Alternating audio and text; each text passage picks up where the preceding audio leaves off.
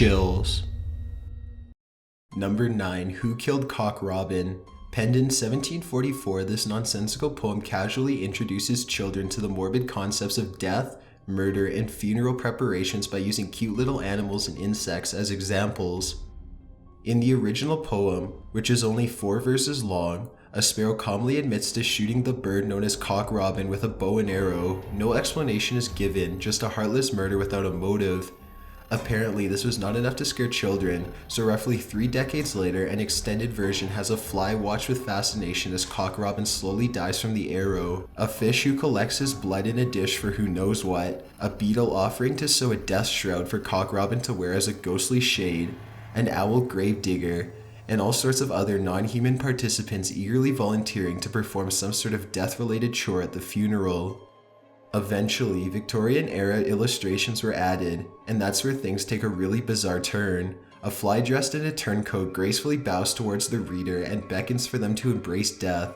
A frenzied bull rings a church bell with muscular human-like arms, and large groups of animals bawl their heads off over the anguish of losing a loved one. Their human-like expressions are disturbing. While the content is not overly gory, the subject matter is quite heavy for a children's audience, which is why Who Killed Cock Robin deserves an honorable mention on this list of grim tales. Number 8. The Monkey and the Crab. This dark tale of greed and revenge comes from ancient China. A crab grows a persimmons tree, and once the fruit grows ripe, he enlists the help of a monkey to pick them from the branches. Instead of sharing the fruit with the crab like a good monkey, however, the monkey decides instead to bludgeon the cheerful talking crab to death by hurling unripe persimmons until his head was smashed and his shell was broken in several places. You've got to love the gory specifics, especially in a children's story. At this point, the legend splits into 2 variations. In one, the crab is pregnant, which adds a whole other level of depravity to the story by essentially turning the monkey into a womanizer. In this version, the crab's young breaks free from their mother's corpse and seek revenge by peeling the monkey's eyes open and gleefully burning him to death. After this brutal execution, everyone lives happily ever after. In the second version, the crab's son comes across his father's corpse and somehow enlists the help of a bee and a living chunk of rock to deliver a torture-filled demise that ends with the crab victoriously punching the monkey's head off. With absolutely no moral whatsoever. In ancient Chinese fables, the lines between good and evil are often intentionally blurred, and this is a perfect example. Number 7. Pinocchio. Disney went to great lengths to omit the gorier parts from the original Pinocchio, written in 1883 by Italian author Carlo Collodi. For example, you might remember how the wooden boy's nose grows after lying. But do you recall when he slowly, very slowly burns his legs off while trying to dry his feet by the oven? Remember the scene where Pinocchio smashes Jimmy Cricket to death because he doesn't appreciate the nagging advice? No, of course not. In the original version of Pinocchio, however, these scenes exist. The talking cricket, as he's known as not Jiminy Cricket from Disney, is horrifically murdered by Pinocchio with blunt force. When describing how Pinocchio took a hammer from the bench and threw it with all his strength at the talking cricket, the narrator creepily addresses the audience as "my dear children." There's no mistaking it. Here, a violent murder is being explained in real time to children. The poor cricket fell from the wall dead, according to the narrator, only to come back as a ghost later on to give more advice from beyond the grave. When the talking cricket returns, Pinocchio offers himself to be bludgeoned to death so long as his family is spared. The talking cricket has absolutely no intentions of harming anybody. But what a thought on Pinocchio's behalf.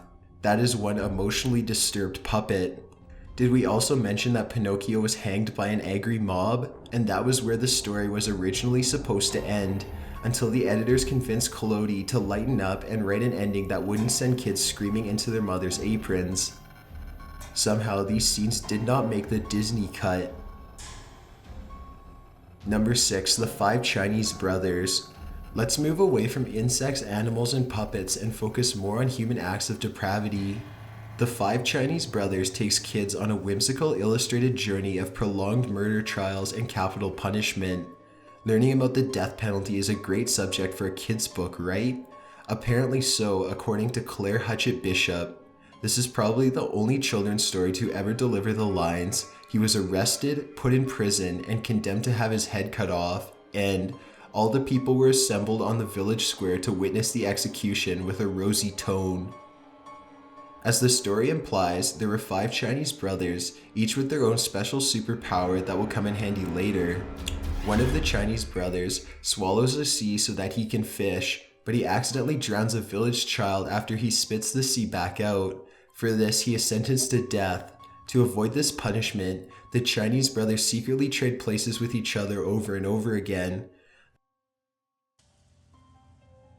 The first Chinese brother goes home under the pretense of saying goodbye to his family, but he actually sends back his brother, who has an iron neck and makes a beheading attempt impossible. They simply could not cut his head off, the narrator casually explains to a presumably all-children audience. After that, everyone was angry and they decided that he should be drowned, another exact phrase from the book. So the Chinese brother goes home to secretly trade places with the brother who can hold his breath underwater. After the mob decides he should be burned, another Chinese brother steps forward who can resist flames and suffocation. Thinking that this was all the same person all along, the mob eventually decides the Chinese brother must be innocent, and they finally leave the family alone. Number 5. Jimmy Crack Corn. Most people have happily sung the chorus of this song at least once as a child, blissfully unaware that they are actually reciting a song deeply rooted in slavery, misery, alcoholism, and possibly even murder. A full examination of the seemingly innocent lyrics revealed the narrator to be an unnamed slave who had to, among other chores, keep the flies off his master's horse whenever he went riding around on the farm. One day, as the song goes, an unmanageable swarm of flies landed on the horse, and one chanced to bite him on the thigh. According to the slave narrator, the horse threw my master in the ditch, and the master did not survive. There was a trial to determine what happened, and the verdict was the blue-tail fly. That's all well and good, but who is Jimmy? And why are there 2 of them now shucking corn together? Well, there's no they, and the song has nothing to do with corn on the cob. Jim Crack is an old expression which means cheap, and the corn the song speaks of is a reference to corny whiskey, which the narrator is drinking to happily celebrate his master's death. In other words, master is dead, time to get drunk. Some people even argue that the slave actually murders his master and is now sarcastically reciting his alibi while drinking. Either way, this light and airy folk song has had kids cheerfully singing about death and drinking alcohol for years. Number 4. Brave Mr. Buckingham. You may recognize Dorothy Cunhart's Pat the Bunny, but you most likely have not heard of the author's less celebrated work, Brave Mr. Buckingham. This is quite possibly the only time in literary history where a severed head appears on a book cover made for kids. The purpose of this book is to show that losing a tooth does not hurt. Sounds innocent enough, right? Somehow, Cunhart thought that showing a Native American named Mr. Buckingham routinely getting dismembered would be a great way to put children's minds at ease about losing a loose tooth.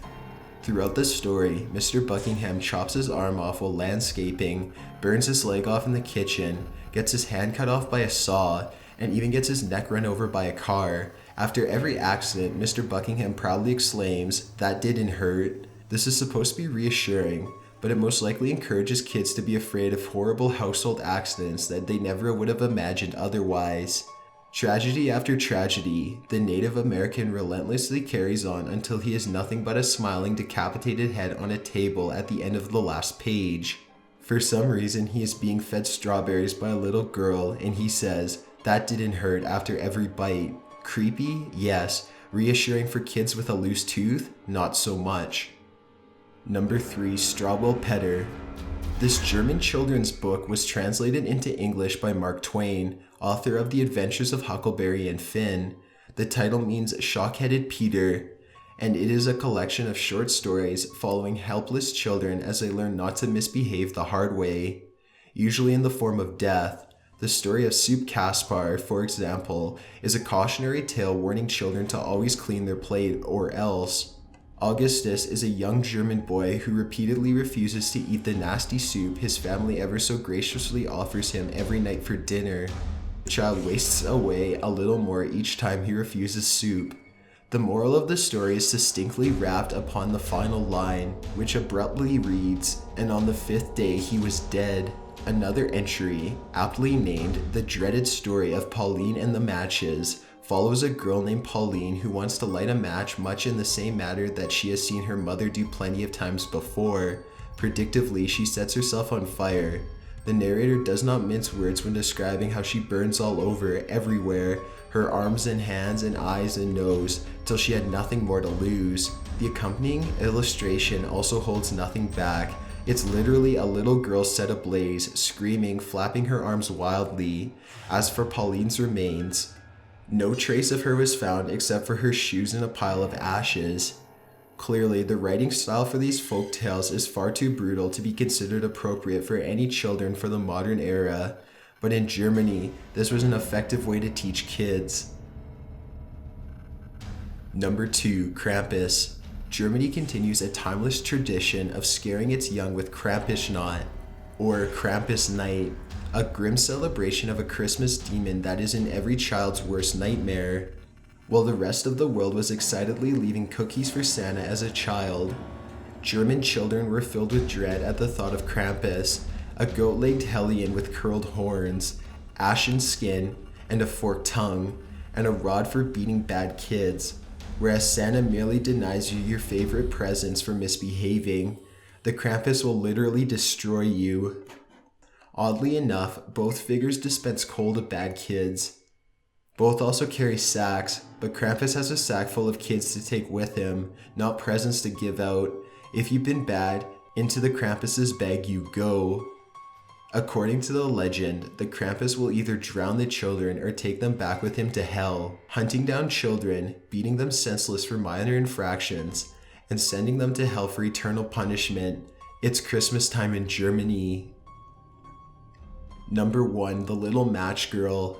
Denmark tops the list with this morose and depressing short story published in 1845 about a nameless girl walking a busy street on New Year's Eve, trying to sell matches. Besides not being able to sell a single match to anyone who passes by, the girl has her shoes stolen by a homeless person, in case he has children one day, the narrator adds. So basically for no reason other than to be horrible.